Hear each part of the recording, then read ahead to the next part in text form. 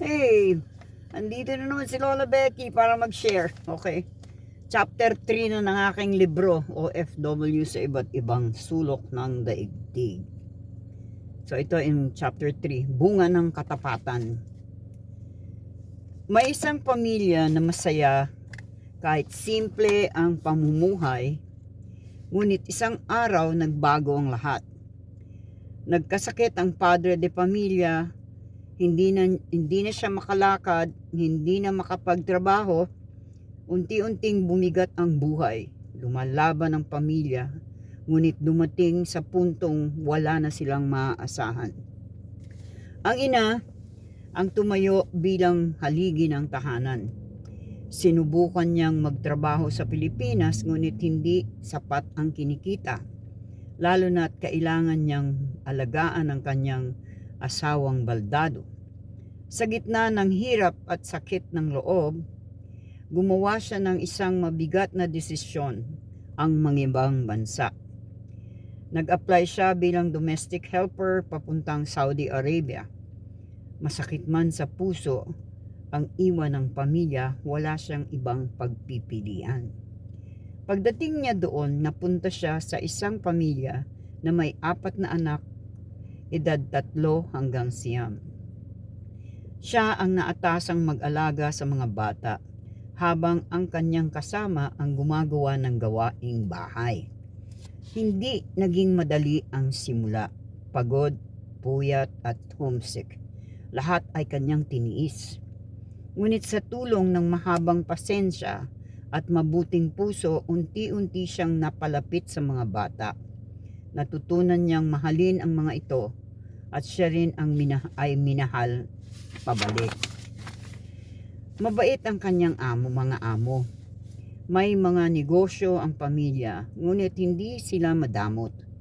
Dahil sa sipag at malasakit ng babae, napansin siya ng kanyang amo. Nabibigyan siya ng bonus at dahil doon, nakapagpapadala siya ng sapat sa kanyang pamilya. Hindi niya ginagamit ang kanyang day off. Pinili niyang magtrabaho. Dahil alam niyang sa bawat oras na ginugugol niya sa trabaho, may pamilya siyang umaasa bawat sentimo. Naunawaan siya ng kanyang amo at lalo pa siyang pinagpala. Sa bawat araw na lumilipas, lalo niyang pinagbuti ang kanyang trabaho. Hindi lang niya inalagaan ang mga bata, minahal niya ito na parang sarili niyang anak. At ang kanyang kasama sa trabaho naging kaibigan, katuwang at sandigan. Sa kanilang pagtutulungan, gumaan ang bigat ng kanilang gawain. Lumipas ang 5 taon at dumating ang pinakahihintay niyang sandali. Pinayagan siyang makapagbakasyon. Hindi niya mapigilan ang kanyang tuwa. Bago siya umalis, tinuruan niya ang papalit sa kanya, dahil gusto niyang manatiling maayos ang kanyang naiwan.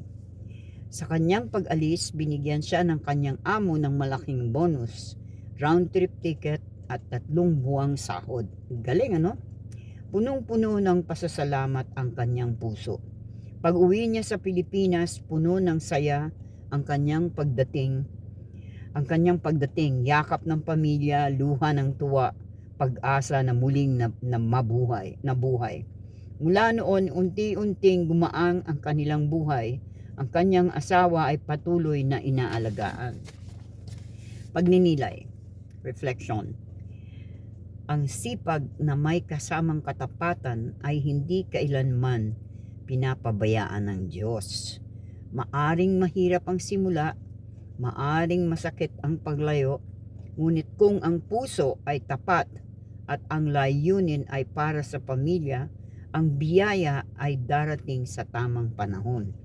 Sa bawat OFW na nagsasakripisyo, may Diyos na nakatingin, may pusong ginagantimpalaan at may kwento ng tagumpay na naghihintay. Ang galing, ano? I mean, iba-iba kasi nga istorya ng mga OFW. Lahat naman tayo kahit ako grabe. Hindi madali. Pero ginagabayan ako ng Diyos. Kasi nagtitiwala ako sa Kanya eh. Hindi mo pwedeng sabihin na kaya mo sa sarili mong lakas. Hindi. Kailangan talaga nagtitiwala ka sa Diyos, nagdadasal ka, nagpapasalamat ka din sa mga biyaya. At saka, iingatan mo ang biyaya na binibigay sa'yo ng Diyos. Kahit maliit yan na pagkakasya. You know, hindi ka mahihirapan kahit na maliit lang yung sweldo mo na pagkakasya. Lalo na nga kung ang iniwan mo din sa Pilipinas ay matino. Yun doon lang nagkakaroon ng mga problema kasi yung iba iniwanan ng asawa, yung babae o yung lalaki, imbes na ayusin ang buhay nila kahit sa maliit na halaga na pinapadala, ang nangyayari nagluluko yung babae ng lalaki, yung lalaki pag naiwan ng bababae. You know, ganyan ang mga istorya na hindi ko nga maintindihan bakit nag-google sila ng ganung klaseng gawain na dapat nagpapahinga sila sa day off nila. Sa totoo lang, grabe. I mean, dito sa Amerika, yung mga kilala ko na talagang masipag, lalo na kung yung mga sweldo nila hindi naman ganun din kalaki, naghahanap pa sila ng isa. Minsan 3 ang trabaho nila para lang talagang malaki ang mapapadala nila sa Pilipinas. Yung mga ganun. Pero ako, hindi ako ganun kasi sa akin, nasubukan ko yung 2 trabaho pero hindi ko kaya talaga. Grabe. Nakakapagod yun. Kaya ang ginagawa ko, yung day off ko, nagpapahinga ako. Hindi pwede, kailangan, lalo na pagka nagkakaedad ka, kailangan nagpapahinga ka. Hindi pwedeng lakwatsa ka lang ng lakwatsa. Noong bago ako dito, bago ako sa Amerika, excited ka, akala mo, anong Amerika? Para lang tong Pilipinas, kung tutusin. Napuntahan ko na yung gusto ko napuntahan, tama na yun. Tapos na yung mga lakwatsa days, Habang nagkakaedad ka, mag-isip ka mabuti, sayang yung pera, gasolina, gastos. Sa totoo lang, pag lumalabas ka, magastos, di ba? Kung maliit lang ang sweldo mo, ubusin mo sa lakwatsa, yung pahinga, magpahinga ka na lang. Mas maganda pa yung pahinga, malakas ka. At saka hindi ka magkakasakit, di ba? But anyway, kanya-kanya talaga eh. Yun nga, sabi nga ng kaibigan ko, kanya-kanya talaga yan. Oo, kanya-kanya talaga. Kaya nga ito, mag-share lang ako sa inyo. Mag-iisip tayo. Kailangan mag-isip tayo mabuti. Tapos na yung mga happy days. Ngayon, mag-iisip ka na para sa pagtanda mo, meron ka ng inihahandang maayos, di ba? Para sa'yo.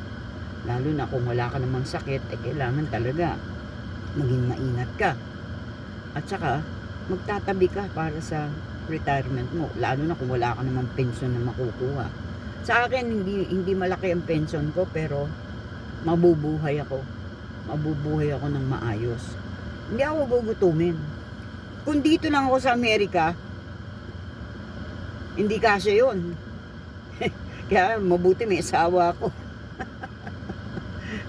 At saka, una, meron kang insurance dito, I mean medical. Medicare. Libre lahat. So wala akong gastos sa gamot, kahit gamot wala. Sana kung ganun lagi, 'di ba? I mean sa ibang bansa kung wala kang insurance, mahihirapan ka kapag tumanda ka. Dahil talagang gagastos ka. Kaya kailangan pagbutihan mo yung pagtatrabaho, iayos mo lahat, tapos mag-ipon ng mag-ipon. Kasi pag bumalik ka ng Pilipinas, wala kang insurance. Kung meron ka mang anong tawag doon? PhilHealth. Hindi naman cover nila lahat, di ba? Iba. Dito, iba rin dito sa Amerika, no? Depende lang kung ano mo. Kung ano na nabuo mo.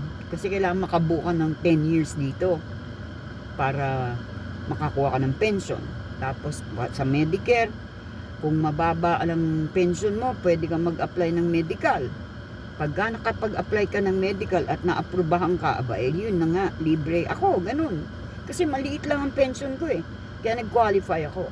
But anyway, nagsishare lang ako. So sana, meron kayo natutunan sa chapter na ito. Kahit na anong hirap ng buhay, huwag kang bibigay. ayusin mo lang. Huwag kang gagawa ng masama.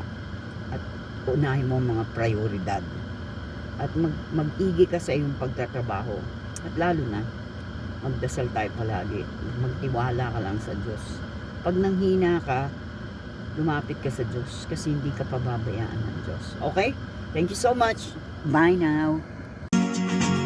Nandyan si Lola, nagbibigay ng babala. Ikaw ay